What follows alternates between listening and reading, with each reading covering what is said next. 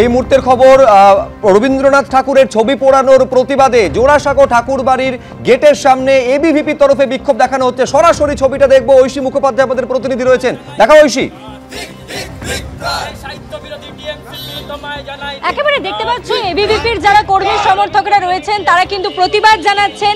জোড়াসাঁকো ঠাকুরবাড়ির যে দরজা, সেই দরজার বাইরে এই মুহূর্তে এবিভিপির প্রতিবাদ এবং তাদের সঙ্গে টিএমসিপির বিরোধিতা করে তারা প্রতিবাদ জানাচ্ছেন।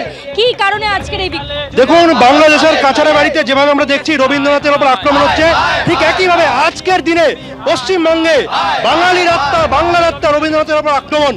যেভাবে প্রকাশ্য ডিবালোকে টিএমসিপি একটি ছাত্র সংগঠন রবীন্দ্রনাথের ছবি পোড়াচ্ছে, তা অত্যন্ত বিপজ্জনক ইঙ্গিত। বাংলার বুকে রবীন্দ্রনাথের ছবি পোড়ানো এই ঘটনা কসমিন কালে ভারতবর্ষে ঘটেছে মনে করা যাচ্ছে না। বাংলাদেশ এবং বাংলা ইঙ্গিত স্পষ্ট, যে মৌলবাদী আক্রমণ বাংলায় শুরু হয়েছে এর জন্য সম্পূর্ণভাবে তৃণমূল কংগ্রেস দায়ী। তৃণমূল কংগ্রেসকে প্রায়শ্চিত্ত করতে হবে, এটা এবিভিপির দাবি। সেই প্রতিবাদ দেখে কিন্তু তৃণমূল কংগ্রেস ছাত্র পরিষদকে বাংলা বিরোধী বলে ক্যাম্পাস থেকে তাদের দ্রুত সরাতে হবে, এই দাবিতেই কিন্তু দেখা যাচ্ছে যে বিশ্বকবি রবীন্দ্রনাথ ঠাকুরের অপমান তারা মানছেন না। এই স্লোগান দিয়েই কিন্তু তারা দেখা যাচ্ছে যে জোড়াসাঁকো ঠাকুর বাড়ির বাইরে তারা বিক্ষোভ প্রদর্শন করছেন এবং টিএমসিপির বিরোধিতায় এই মুহূর্তে তারা দেখা যাচ্ছে যে রবীন্দ্রনাথের লেখা যে সমস্ত লাইন সেগুলো তারা পোস্টার ব্যানার করে নিয়ে এসেছেন এবং তাদের সঙ্গে প্রতিবাদ জানাচ্ছেন, বিক্ষোভ দেখাচ্ছেন টিএমসিপির বিরোধিতা করে।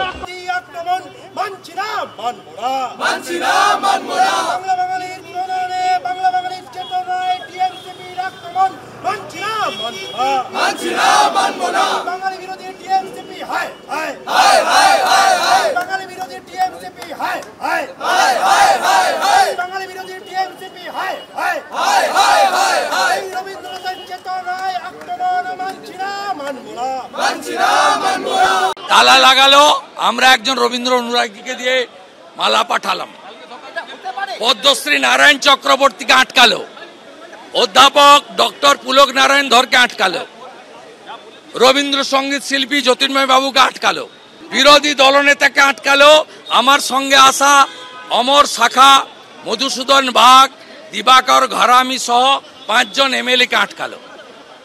এটা কি মমতা ব্যানার্জির পৈতৃক সম্পত্তি না তৃণমূলের বাপের টাকায় হয়েছে? শুনুন, we all are law abide people. আমরা তালাও ভাঙবো না, ওই গেট ডিঙ্গিয়ে ঢুকবো না। আমরা ফাঁক দিয়ে রবীন্দ্র অনুরাগীর হাতে ফুল দিয়েছি, উনি মালা পরিয়েছেন।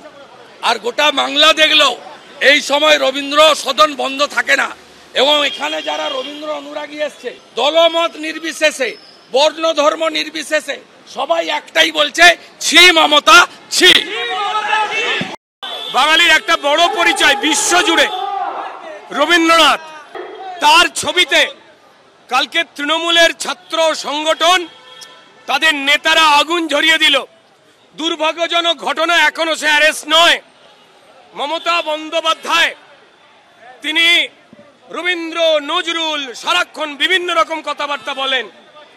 তার দলের যে লুম্পেনেরা তারা রবীন্দ্রনাথ সহ যে যে মনীষীর ছবি নিয়ে হাঁটে, তাদের মধ্যে এও আমরা দেখতে ভুলিনি সেখানে মমতা বন্দ্যোপাধ্যায় এবং অভিষেক বন্দ্যোপাধ্যায় ছবি নিয়েও হাঁটেন, অর্থাৎ এনাদের ছোট করেন।